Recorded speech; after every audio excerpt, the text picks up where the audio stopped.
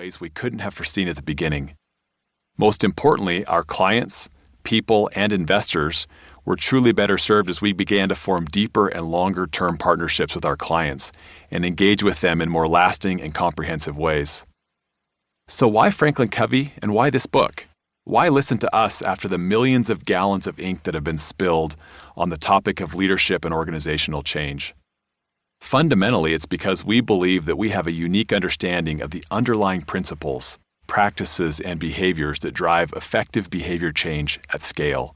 And we know how to enable organizations to marshal all that human energy to get aligned and rolling in the same direction in support of the strategies the organization needs to achieve. This is something we've been doing for 40 years.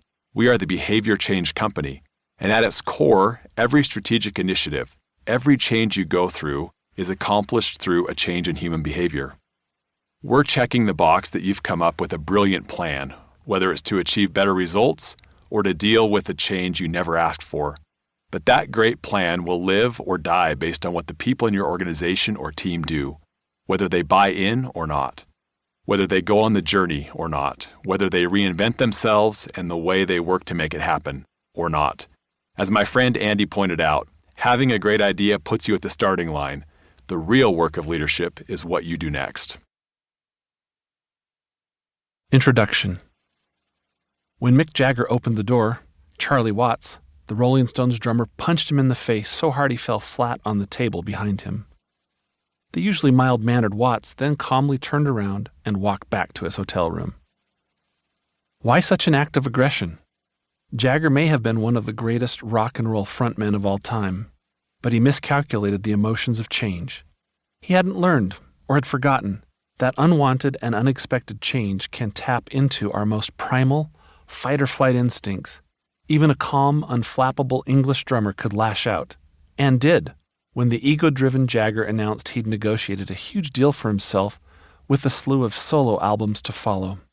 That act of betrayal, followed by a late-night harassing phone call from Jagger, was more change than Charlie Watts could take. A knock on the door was followed by a right hook, and Jagger fell into a platter of smoked salmon and nearly out of the hotel window. The Rolling Stones patched things up and continued their streak of best-selling hits. While we're not advocating Charlie Watts' choice in handling the situation, we recognize it would be a mistake to underestimate how humans are wired to react when faced with the threat of change. We've written this book to provide leaders with the mindsets, skill sets, and tool sets to lead their teams from simply reacting to change to opting in and taking ownership of it. In the chapters to come, we'll present a framework for how change unfolds as a predictable process and how leaders can increase their team's capacity to both implement and leverage the benefits of change. After all, FranklinCovey's mission of enabling greatness in people and organizations everywhere is essentially a mission about change. Whether we're developing exceptional leaders, instilling the habits of effectiveness, building an inclusive and high-trust culture, or providing a common execution framework tied to wildly important goals, change is at the heart of how people live, work, and achieve individual and collective great purposes. As four authors, we're unabashed about our passion for and expertise in helping clients successfully navigate change. It begins with the recognition that the most effective change leaders choose to invest their time in their people over following a process. Leaders who begin with this mindset can more easily move beyond rote change management practices to building increased change capabilities in those they lead. Over the past 4 decades, we've vetted our framework by working in the trenches with executives, mid-level leaders, and frontline employees to support various forms of change across numerous industries.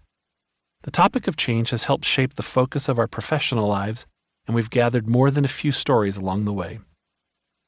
Change is a platform for helping others. It all began on a trip through Eastern Europe in the late 90s.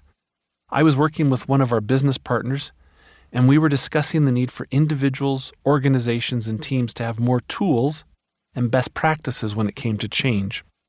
We realized people needed a way to see the change journey like a map, so they'd know where they were and what was ahead.